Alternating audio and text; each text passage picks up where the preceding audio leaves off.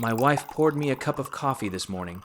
She set it across from her at the kitchen table, sat down, looked straight through me, and started crying. I've been standing in this kitchen for 4 days.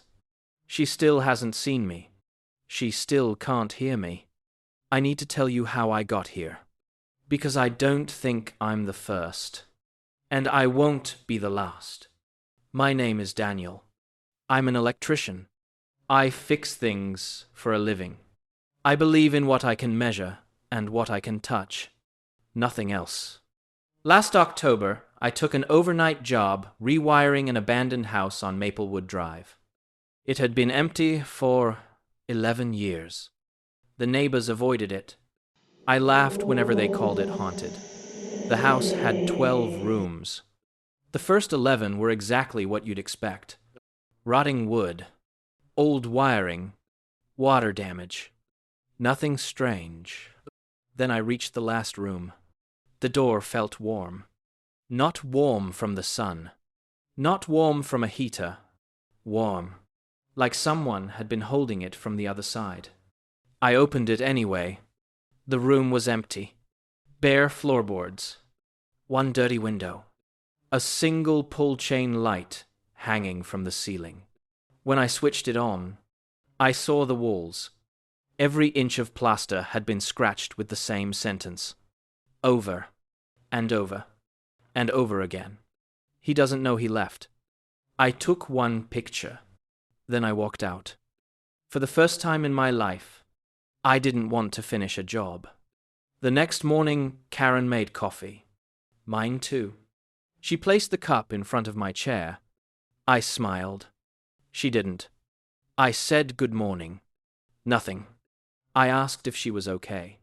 Nothing. I reached for the mug. My hand went straight through it. I froze. I tried again. Nothing. It was like my hand didn't exist. Karen picked up her own coffee, stared at the empty chair across from her, and began to cry. Not quietly. The kind of crying that comes after you've already run out of tears. I screamed her name. I slammed my hands on the table. I stood inches from her face. She never blinked. She never looked at me.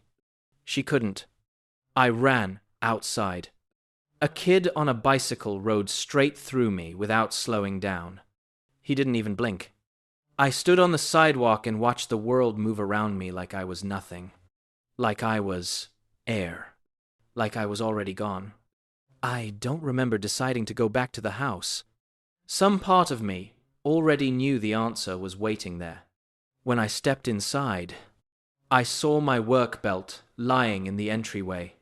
The broken clip, the tape measure, exactly where I'd left it. Beside it was my phone. The screen was shattered. The battery was dead. I looked toward the staircase. The door to the 12th room was open. I was sure I'd closed it. The light was already on. The writing had changed. Most of the wall still said, "He doesn't know he left." But in the center, fresh white scratches cut through the plaster. "You found the door." And underneath that, smaller, almost gentle, "Now you can rest." I backed away slowly. Then I saw someone sitting in the corner. Work boots, blue jacket, tool belt around the waist, head lowered. I took one step closer, then another, and another. I stood there for a long time before I let myself look at the face. Then I did. It was mine. Everything came back at once. The 4th night. Walking into that room before sunrise. Reaching for the pull chain in the dark. One careless step. The missing floorboard. The fall. The sound. I never finished rewiring the house. I never drove home. Karen wasn't ignoring me. She was grieving me. The coffee on my side of the table wasn't for a husband coming home. It was for one who never did. The house wasn't haunted. I was. If someone you love suddenly feels farther away than they should, Don't assume they're busy. Don't assume they're tired. Don't assume they need space. Sometimes the person standing right next to you hasn't realized they already left. Check on the people you love. Look them in the eye. Make sure when they look back at you, they can still see you. Because the scariest thing I ever discovered wasn't that house on Maplewood Drive. It wasn't the writing on the wall. It wasn't even finding my own body in that corner.